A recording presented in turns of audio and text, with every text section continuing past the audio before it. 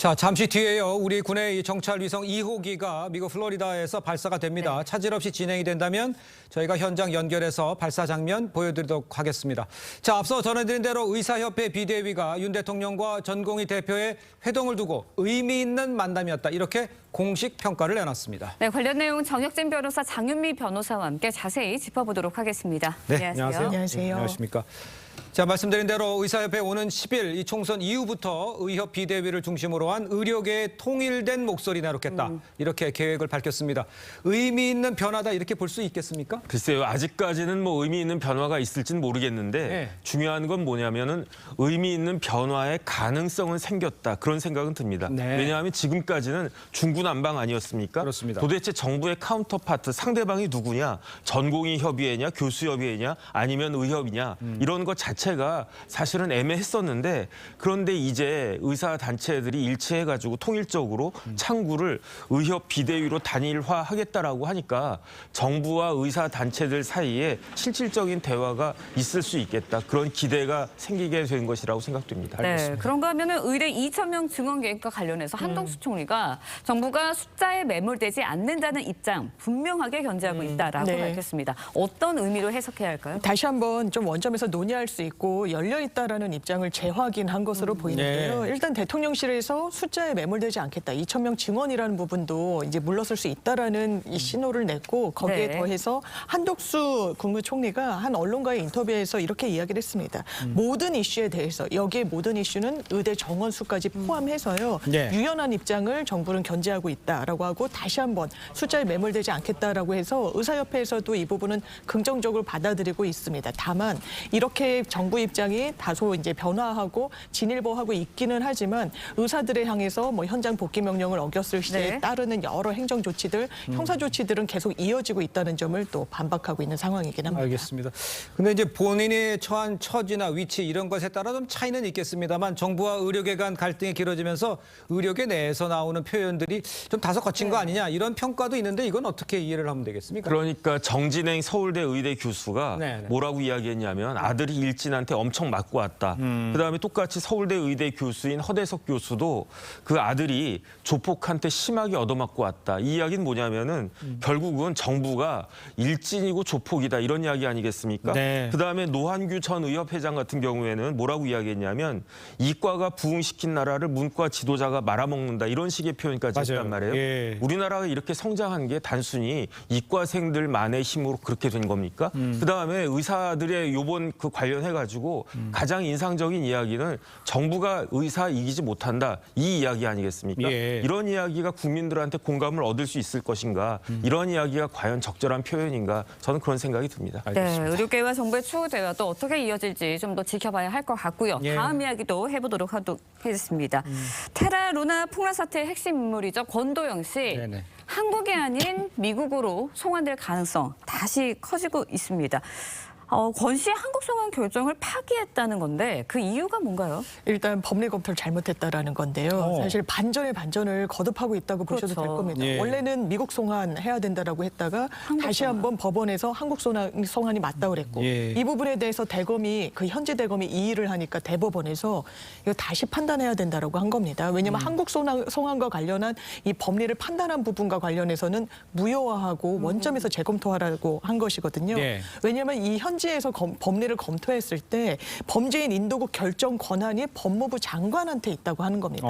그런데 이 원심에서는 대한민국 정부와 이 미국 정부 중에 누가 먼저 요청을 했는지 어떤 경로로 요청했는지 등을 따져봤거든요. 네. 예. 그래서 대법원에서는 그 부분을 다시 들여다보라고 이제 파기환송을 우리나라로 치면 한 부분인데 네. 그렇기 때문에 이 신병 확보를 둘러싼 한국과 미국의 뭐 경쟁 아닌 경쟁이 발생하고 있는 그런 상황 속에서 정말 그 키는 이 현지의 법무부 장관인 안드레이 밀로비치 법무부 장관 손에 넘어갔다 이런 분석이 높습니다. 알겠습니다. 지금 장윤미 변호사께서 네. 말씀하신 대로 몬테네그로 법무부 장관이 판단을 내리게 돼 있다 이렇게 말씀해 주셨는데 그렇다면 우리나라로 오게 되는 것 같으세요? 아니면 미국으로 가게 되는 것 같으세요? 글쎄요, 뭐 일단은 지켜봐야 될 것 같은데 예. 하지만 이미 법무부 장관이 이미 미국행을 선호한다는 뉘앙스로 이야기를 했고요. 네네. 그다음에 이제 많은 외신들도 미국행을 추측하고 있는데 그런데 재판의 진행이나 판결 결과나 네. 그리고 수감 생활 이런 것들 모두가 하나도 빠짐없이 모두가 미국에서 하는 것이 권도영 씨에게는 굉장히 불리할 거기 때문에 예. 만약에 진짜 미국행으로 결정된다라고 하면은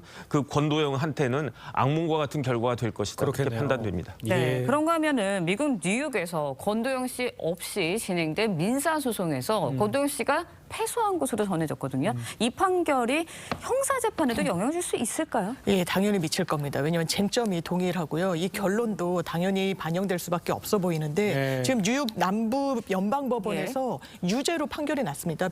배심원단들이 이 부분은 권도영 씨가 이 투자자들을 속여서 굉장히 안전자산인 것처럼 기망을 통해 거액을 편취했다라는 부분을 다 인정을 했다고 예. 봐야 되거든요. 그렇기 때문에 관련 형사 사건에도 이 영향을 미칠 수밖에 없어 보이고 또 예. 하나는 미국에서 어떻게 진행이 됐지? 왜냐하면 몬테네그로 현지에 인신이 확보돼 있으니까요. 예. 뭐 우리나라도 마찬가지지만 미국 법원 역시 민사 소송에는 당사자가 출석할 의무가 없어서 네. 이렇게 출석하지 않은 상황에서 결론이 나온 상태입니다. 네. 자, 저 화면이 들어오는 것 같습니다. 화면이 연결돼 있으면 좀 연결해 주시죠. 네, 지금 화면이 들어오고 있는데요. 네. 지금 발사를 대기하고 있는 장면입니다.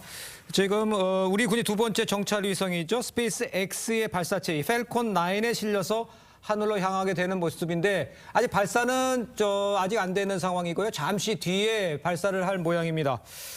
자, 이후 이제 10분이 지나서 위성과 해외 지상국이 교신이 나서는데 이제 네. 발사 성공 여부도 함께 올라간 다음에 교신이 이루어지면 성공이 되는 것으로 이렇게 되어 있습니다. 네, 이번에 이제 발사되는 SAR 위성 주 야간은 물론이고요. 구름이 끼어 있거나 악천 후에도 관측이 가능한 그렇다고 그래요. 정천후 위성이다 네. 이렇게 알려져 있습니다.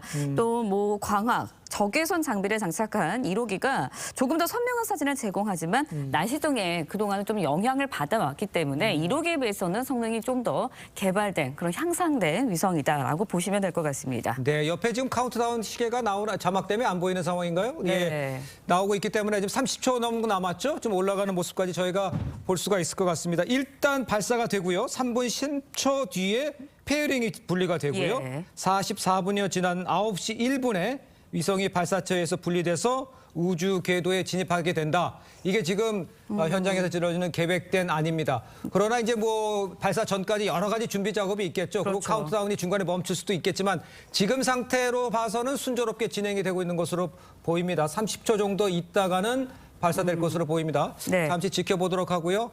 이번에 뭐 아주 훌륭한 위성이고 또 정찰 위성 2호 네. 잠시 어떻게 발사가 성공할지 지금 보도록 하겠습니다. 자, 네. 지금 올라갑니다.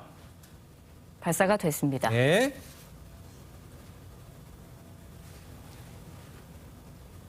자, 지금 현장 오디오가 없기 때문에요. 발사는 됐고요. 지금까지는 좀 안정적으로 올라가고 있는 것 같습니다. 스페이스 X사의 펠콘 9 로켓으로 지금 발사가 됐고요. 굉음 소리도 좀 들리고 있습니다. 네, 우리 국방부 이제 내년까지 무게 500kg 이상의 중대형 정찰 위성 5기를 확보할 예정이고요. 현재 시범 운영 중인 1호기는 오는 6월 이후부터는 정식 임무에 들어갑니다. 또 2030년까지 무게 500kg 이하의 초소형 정찰 위성 수십 기까지 확보해서 대북 감시망 더욱 촘촘하게 구축한다라는 계획 갖고 있습니다. 자, 지금 올라가서 3분 10초 후에 페어링이 분리가 예. 됩니다. 그 후에 그다음에 44분이 지나서 발사체가 분리돼서 우주궤도에 들어가기 때문에 그때 성공 여부가 확인이 되고요. 네. 지금 상황까지는 아직 안전하게 지금 올라가고 있다는 모습 지금 시청자 여러분께 함께 확인할 수 있는 상황입니다. 네, 실시간으로 저희가 시청자 여러분께 보여드리고 있습니다. 알겠습니다. 자, 두 분 말씀은 여기까지 듣도록 하겠습니다. 안녕하십니까. 고맙습니다. 고맙습니다. 감사합니다.